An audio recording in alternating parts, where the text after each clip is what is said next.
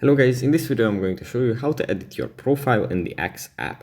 But before that, don't forget to subscribe and leave a comment down below, because at 10,000 subscribers I'm going to show you my whole YouTube revenue statistics and growth strategy. So without further ado, let's just jump right into it. First we have to open up the Axe app, and then it opens up in the home menu. We have to swipe to the right, and here we open up this little tab. At the top, we have the profile. You just tap on it, and it opens up our profile with the post that we have put up so far.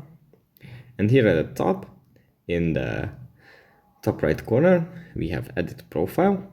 If you tap on this, then we can start editing our profile. We can change the name, we can add the bio, we can add the location, the website, we can set the birth date, we can add the pronouns even. We can switch to a professional account, set the background, set the profile picture, and even turn tips on. So that's pretty much it for this video. Hope it was helpful for you guys, and I'll see you in the next one. Bye.